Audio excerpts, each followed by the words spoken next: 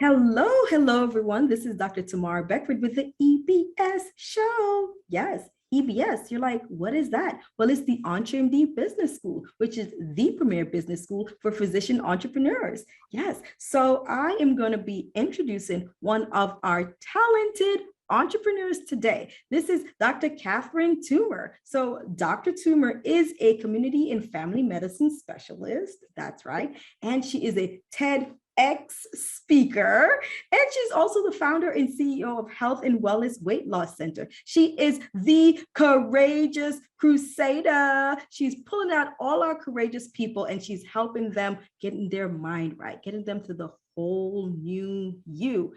But today we're going to pull apart how all of this happened and how EntreMD Business School was able to help her level up. All right. So thank you, Dr. Catherine Toomer. Hello. And we like to do jazzy hands. Jazzy hands. So, Dr. Toomer, thank you so much for stopping by.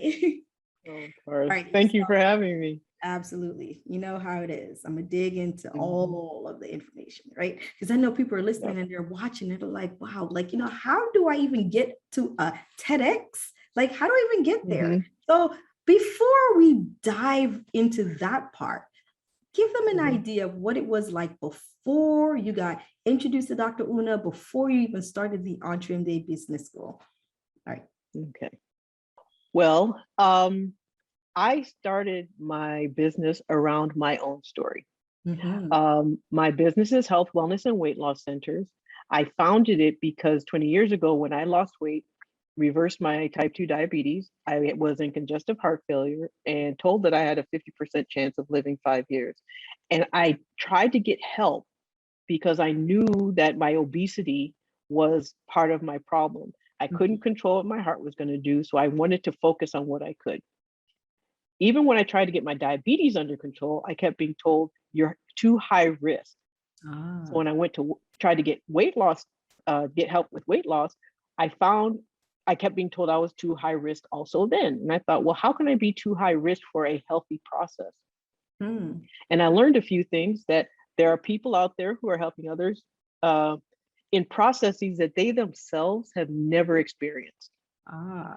And that the system we were in did not allow for us to truly help people to reverse their diseases. And we could do some prevention, but reversal takes time, takes listening. And the system we were in just didn't allow for that. And so when I was able to go back into work, I started trying to use the process I had developed for myself to lose 60 pounds, reverse my diabetes. I got off insulin. My depression, I was very depressed before and it reversed. And so, but trying to use that became very difficult. So that's when I decided to start my own business. And what I decided to do was, and I needed to do that also just for my own health. I could tell that the system I was in was also affecting my health. And I needed something I could control, that I had full autonomy. And so I created Health, Wellness, and Weight Loss Centers. And the first thing I did was I formed an LLC, even while I was still working for someone else. And then I thought, I have a few, well, my father and my sister are very well versed in organizational development. And so I asked them, what are some of the reasons that businesses fail? And usually it's because what I was told was they bite off more than they can chew right off the bat. And they're being driven by their overhead rather than their service that they're providing. Wow. And so I decided then that I would keep my overhead very, very low. And so I did. That's what I set out to do. However, I was sort of handed a weight loss business that was going out of business. And it wasn't so much that it wasn't a weight loss business that I would have done on my own, because it wasn't a medically sound, it was an HCG injection type thing. And I was like, okay, I can take on the patients, I can take on the office, I can take on all the other things, but I'm going to change the message, change whatever. And in that process, though, I started getting lost in the reads. Oh, And that's when I sought help. right. I thought I'd never had coaching before. I wasn't really clear on what coaching was. Mm-hmm. Um, I knew what mentorship was, but I'm not really good about asking for help. I'm good with paying for help, but not good Mhm. asking for it. If that makes a difference. So when I found out that, so I went to a conference and I saw Dr. Una speak, and when she described her day, she described how often she was in the office, when she described, the revenue, when she described her own business, I said, okay, she's the person I need to speak to because she has exactly what I'm trying to get. Wow. And so when she started the business school, Mhm. I already knew that um, she had already helped me with clarity. She had already helped me clarify my story and use my story as a means to describe why I was doing what I was doing. She Mhm. helped me really formulate my why. That was really important. And she also got me comfortable with telling people my story. Now that was very difficult for me. I'm pretty private. Right. Um, I have I think anyway, mastered the art of hiding in plain sight. And so, So I you're don't mind really talking. talking to those people out there who have that Uh-huh. same ability. You're known, but you've mastered the art of hiding in plain sight. Yes. So she's able So to pull that people see me. Well, people see it.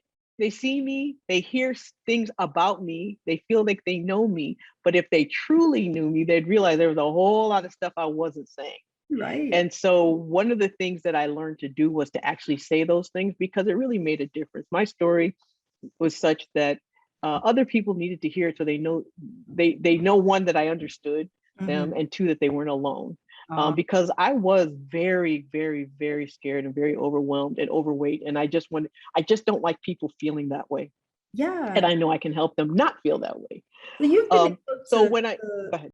to build, so, just kind of like encapsulating all that you have just told, because you've talked about a lot of big steps.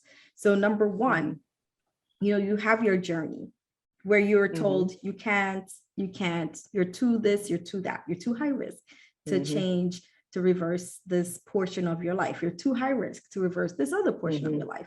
But mhm. in true fashion, you said, okay, well, if they aren't able to help me, I'm going to help myself.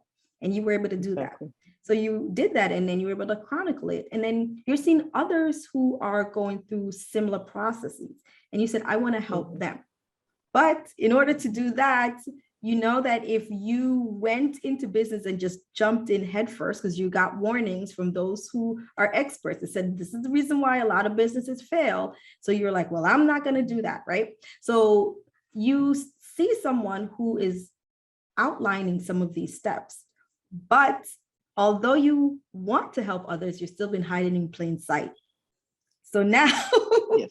you jumped in, the business school is now available, and you're like, okay, let me take that step into the business school and stop hiding. So, Yes. what are some of the things that you started doing when you stopped hiding? Well, one of the things I did was I recognized very quickly that I function on two philosophies. I don't know what I don't know, Uh-huh. and I don't believe everything I think. Oh, that's wonderful. And my other philosophy is if I want to know how to fly a plane, I'm not going to ask a pilot. Mhm. I'm going to ask the person who taught the pilot how to fly the plane. I love it. And Wait, that's wait, wait, wait. that's what That is brilliant. I love it. So I'm not going to believe everything my mind tells me, because what's your mind telling you? Oh, may not be true. absolutely. Why would you even want to do that? You want to be a Mhm. business owner? You want to be an entrepreneur? So you're not believing it. You're not believing that I can't. And then you're going Yeah. to not the person who's doing it, but the person who taught the person how to do it. All right. This is getting And really so what I saw in Dr. Uno was someone who had done it and taught herself how to do it, taught herself how to perfect it. It wasn't so much, I mean, she didn't reinvent the wheel, but what she did was invent something that spoke directly to me, a physician who wanted to have my own practice on my own terms and for it to be successful. And that's what she did. But she also had a very clear roadmap on how she did it and how she'd help other people do it. And one of the other things that I felt about the business school is that I wasn't the product.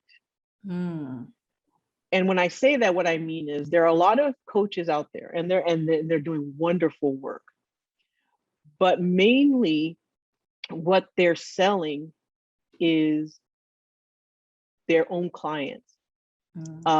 If someone's telling you how to make money, but the way they make money is off of my involvement, then I'm the product. Absolutely. And one of the things that I loved about the business school was that I am not a product. It was created and run by a woman who had her own separate, 7-figure businesses. She didn't need the business school to create that. She had already done it. So what I was, and also given the cost of it, is just like what I was getting for what I would pay. It's just phenomenal. So I knew that this was about service. This was about really, it was a movement. It wasn't about money. And I could tell. I mean, she said she wanted to help at least 80,000 physicians become entrepreneurs and practice medicine in their own way, in a way that made them happy. I know I'm not giving her description justice, but it's clear that's what the business school was, because she wasn't charging enough for it to be about money. I can tell you that. Not for all that we were getting. I mean, absolutely. And the value of the group was just, it's immeasurable. I mean, it's invaluable. You can't, that collective mind, you're talking about powerful people who, have gone through medical school, who've taken large amounts of information that they didn't know. So not only did they not know this information, we learned this information, and then we use this information to save lives.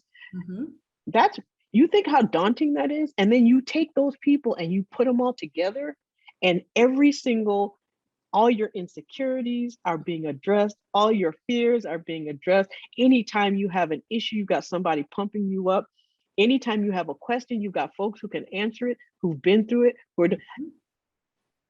That's a movement. That is not about money. And that's what the business school has been for me, was because the steps are clear. They work. Yes. And I know they work because I'm a product of that. I can draw a line from my successes in my business directly to something that I have learned through the business school, something that's being taught through the business school, something that's being shared in the business school. It's very, very, very clear. And because the business school itself is the creation of the mastermind behind it, that's my philosophy. Go with the person who created the information that you actually need. One of the things that I wanted to know now, there's some people who are there and they're thinking, entrepreneurship, it sounds great, but physicians, I don't really think we're cut out to be entrepreneurs. I'm afraid that I might lose my life savings, or, I don't have any extra money to go into this, or I don't even know what I would do. I don't know if this is for me. What would you say to those people? Ask the people who've done it. If it's something you want to do, then ask the people who've done it. Those are all questions that can be answered in the business school. When we went into medicine, we had those same questions.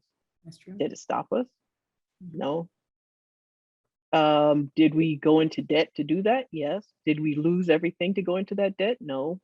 Mhm. It's no different. Some people may say, well, physician salaries are guaranteed. Oh, no, they're not. No. Not anymore. You know, and so, however, a good idea presented in a good way Mhm. is a guarantee. And Wow. that's really what you do. And it's really about the work. You Mhm. know, anyone could go to med school and flunk out, but we put work in to make sure that didn't happen. The same thing is with business.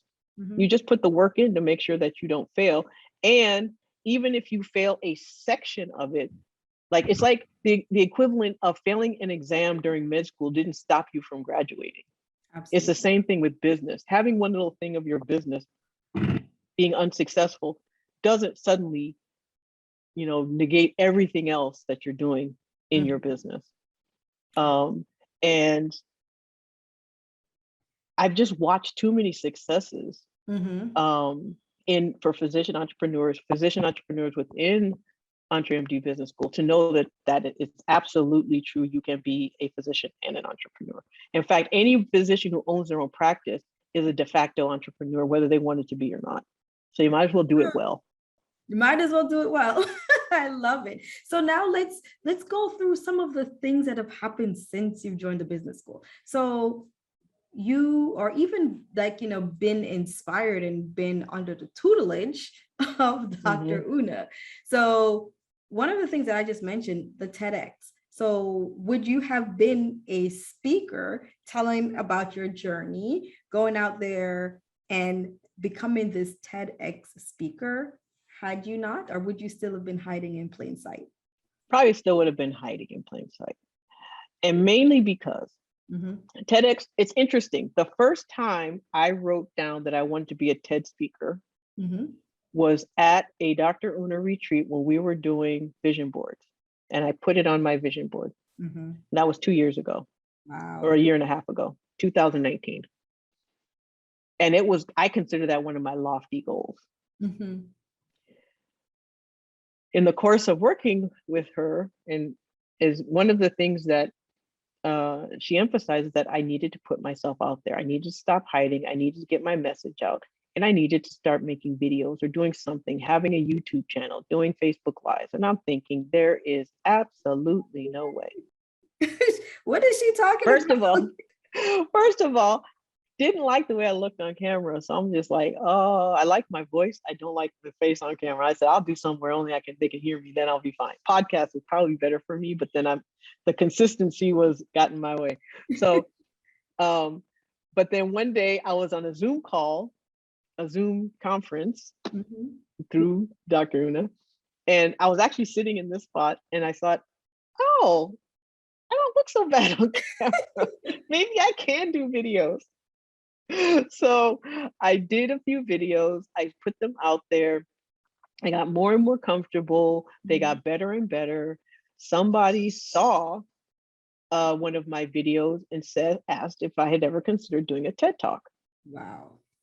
And I thought, wow. So anyway, I ended up with a TED Talk coach Mhm. um, who had a platform on Facebook. His name is Cesar Cervantes.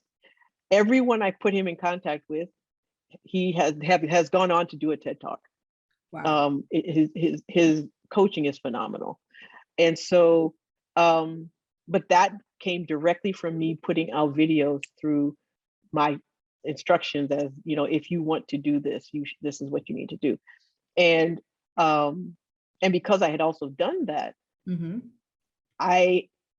when everything closed down because of COVID, I really didn't have to shift that much because I had already had everything in place in Mm. order to keep my voice out there, because I was using social media, I was doing different things, which I would never have done had I not been pushed by if it wasn't one of the challenges, I doubt I would have.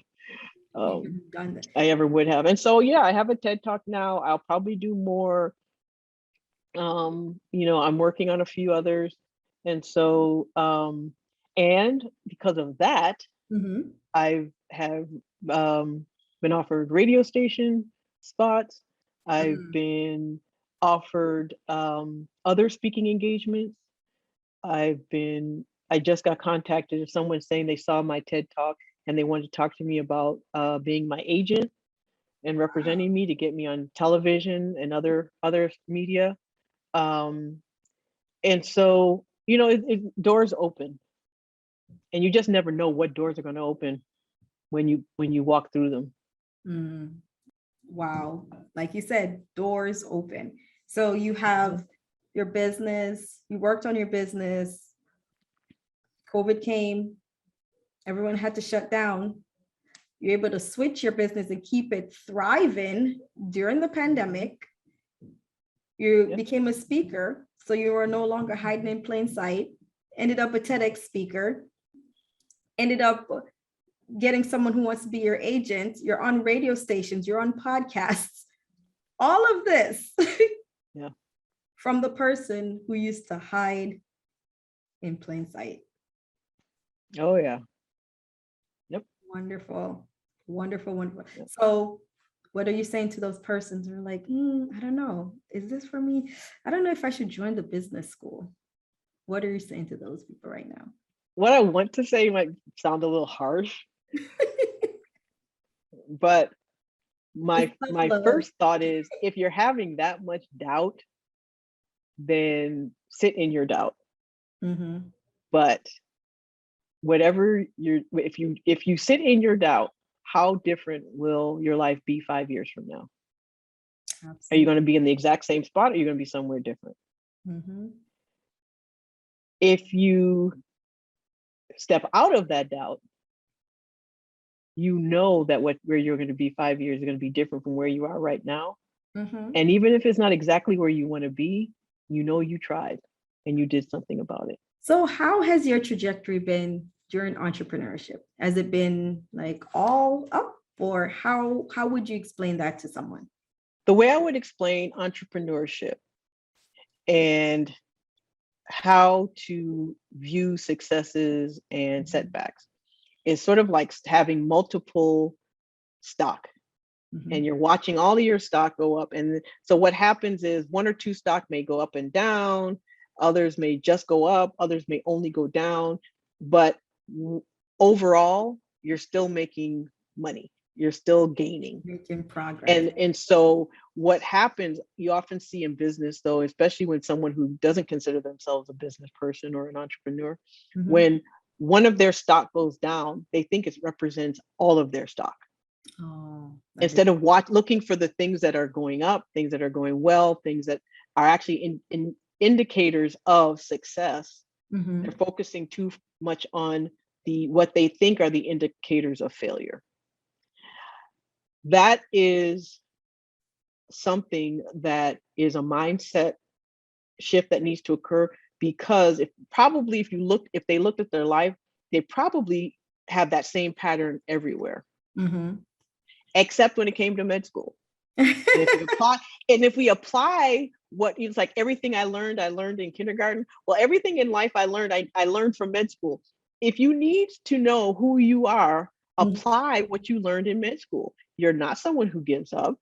You're not someone who allows a setback to stop. Otherwise, we all would have quit. None of us Absolutely. would be doctors. We would have quit during med school. We would have quit during residency. We would Mhm. have quit during our first year of being attending, Absolutely. but because we have all those other things telling us that we've done something well, Mhm. we know there's good that comes along with the bad. And so we just don't give up. And it's the same thing with entrepreneurship. You just have to focus. And this is something we learn in the business school. Mhm. Focus on your wins also. Absolutely. If you focus on your wins, the setbacks don't seem as monumental. Mhm. And that's the thing, like you said, the camaraderie allows you, one, you get the support. Hmm. So when because when one period of your life is going down, as you said, you're going to feel like the entire thing's going down. But Hmm. when you start focusing on your wins, you realize it's just one of the 10 things Hmm. that went not the way I wanted. but there's still 9 other things that are going well. But your mind will tell you that all 10 are not doing. Yeah. So when you're a part of the group and we're like, well, let's hear your wins. And you start saying, well, and then you start realizing, wow, I am still winning, right? So that camaraderie, as you mentioned, is priceless. It's priceless. And when you're around people you respect, and you hear what they truly believe about you, not what you're telling yourself, not what your family's saying, what people are saying who have never created anything in their life, who've never achieved the level of success you've achieved in your life, who are telling you what? You've got people who you respect telling you, not only can you do this, but I'm watching you and you inspired me. And what you're doing makes a difference, not just to other people, but to, in my life. Absolutely. You can't help but feel like that you have to go on. I mean, you want to go on because the end point, what you think is your end point, you've already reached. You're touching people in a way that, which is the whole point. And so having that immediate feedback, it's priceless. It really is priceless. So with that, we're telling you, if you are on the fence, come on now, right? If you're in self-doubt, think about it. Am I going to stay in that level of self-doubt for the next 5 years? Or am I going to make a change and then look back? Because some of these changes, although Dr. Toomer started her LLC 5 years ago, she's been on an upward trajectory. Although there were some valleys, the valleys were on the way. The valleys were actually the peak of the next level, right? So that valley was just the peak. And you get the support, you get the tutelage, you get someone who cares about you, and then you get to see others who are also thriving and they help to build you up.